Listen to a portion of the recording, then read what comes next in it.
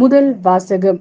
திருத்தூதர் பணி அதிகாரம் 15 திருவசனங்கள் 22 முதல் 31 வரை.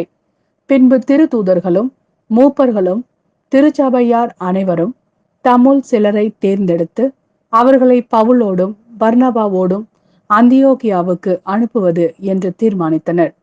அவ்வாறே அவர்கள் சகோதரர்களிடையே முதன்மை இடம் பெற்றிருந்த பர்சபா என அழைக்கப்பட்ட யூதாவையும் சீலாவையும் தேர்ந்தெடுத்தார்கள். பின்பு அவர்கள் ஒரு கடிதத்தை எழுதி அவர்கள் கையில் கொடுத்து அனுப்பினார்கள். அக்கடிதத்தில் திருத்தூதரும் மூப்பரும் சகோதரரும் ஆகிய நாங்கள் அந்தியோகியா, சிரியா, சிலிசியா ஆகிய இடங்களிலுள்ள பிற இனத்து சகோதரர் சகோதரிகளுக்கு வாழ்த்து கூறுகின்றோம். எங்களுள் சிலர் அங்கு வந்து தங்களுடைய பேச்சால் உங்களது மனதை குழப்பி உங்களை கழகமுற செய்தனர் என்று கேள்விப்பட்டோம். இவர்களுக்கு நாங்கள் எந்த கட்டளையும் கொடுக்கவில்லை.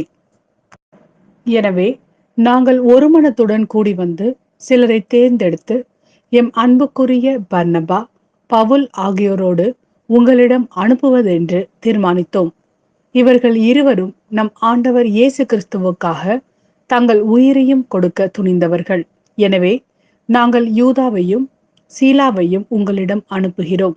அவர்கள் நாங்கள் எழுதுகிற இவற்றை தங்கள் வாய்மொழி மூலம் உங்களுக்கு அறிவிப்பார்கள். இன்றியமையாதவற்றை தவிர அதிகமான வேறு எந்த சுமையையும் உங்கள் மேல் சுமத்தக்கூடாது என்று தூய ஆவியாரும் நாங்களும் தீர்மானித்தோம். சிலைகளுக்கு படைக்கப்பட்டவை, இரத்தம், கழுத்து நெரிக்கப்பட்டு செத்தவை மற்றும் பரத்தமை ஆகியவற்றை நீங்கள் தவிர்த்து உங்களை காத்து கொள்வது நல்லது. வாழ்த்துக்கள் என்று எழுதியிருந்தார்கள். யூதாவும் சீலாவும் விடைபெற்று அந்தியோக்கியா வந்தனர். அங்கு மக்களை கூட்டி கடிதத்தை கொடுத்தனர். அதை வாசித்ததும் அவர்கள் ஊக்கமடைந்து மகிழ்ச்சியுற்றார்கள். இது ஆண்டவரின் அருள்வாக்கு. இறைவா உமக்கு நன்றி. யோவான் எழுதிய நற்செய்தி அதிகாரம் 15 திருவசனங்கள் 12 முதல் 17 வரை. நான் உங்களிடம் அன்பு கொண்டிருப்பது போல நீங்களும் ஒருவர் மற்றவரிடம் அன்பு கொண்டிருக்க வேண்டும் என்பதே என் கட்டளை.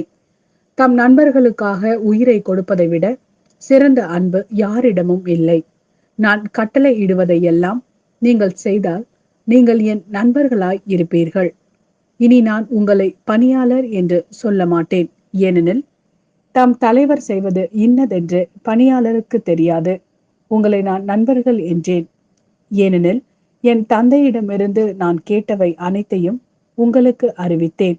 நீங்கள் என்னை தேர்ந்து கொள்ளவில்லை, நான் தான் உங்களை தேர்ந்து கொண்டேன்.